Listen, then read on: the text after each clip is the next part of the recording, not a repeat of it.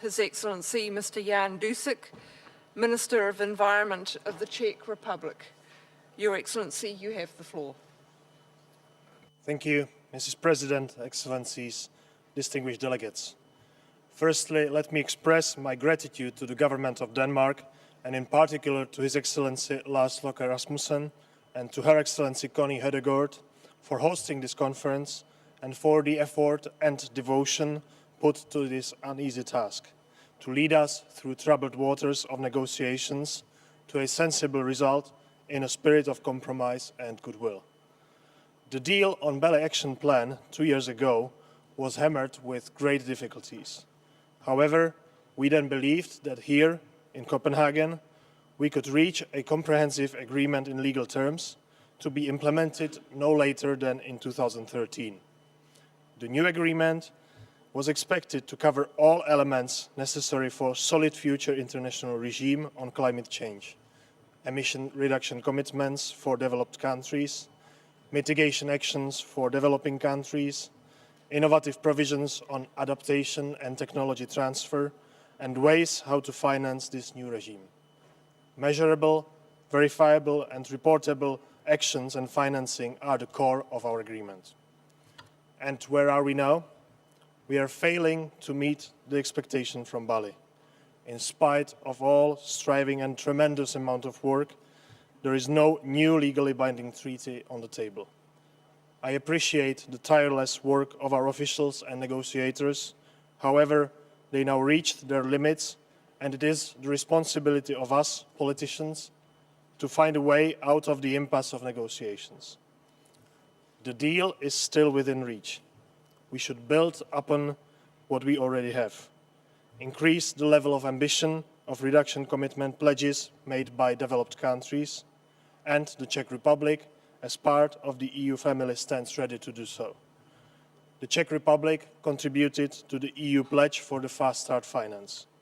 Climate change mitigation has also an important economic implication.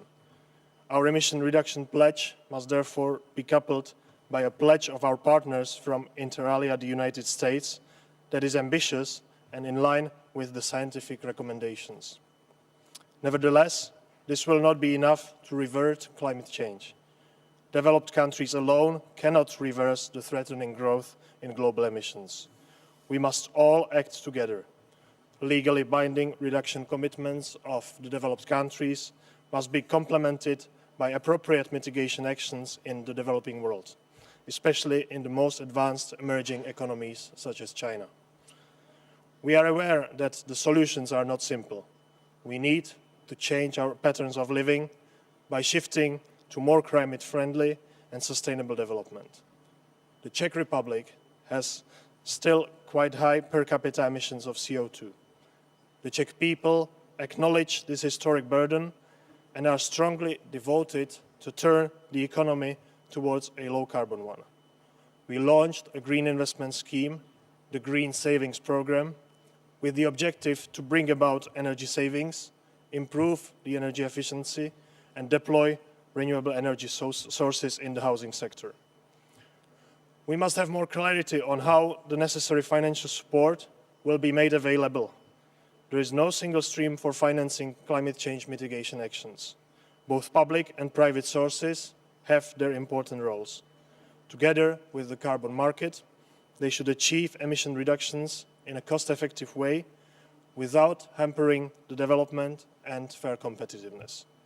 We have to seek new and innovative ways of financing, the participation in which should be as broad as possible, based on fair global distribution rules.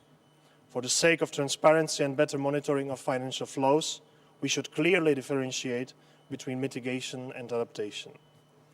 Climate change is already happening, and many countries are already facing its negative impacts. Urgent action is needed to assist the most vulnerable and least developed countries in their effort to adapt to the changing climate conditions. We should also seek opportunities for linkages and synergies with other relevant global environmental agreements. Excellencies, ladies and gentlemen, we have no time to waste in endless negotiations on small details. Despite our inability to reach a legally binding agreement at this conference, we have to work even harder and finalize a new legal deal as soon as possible, not later than by June 2010.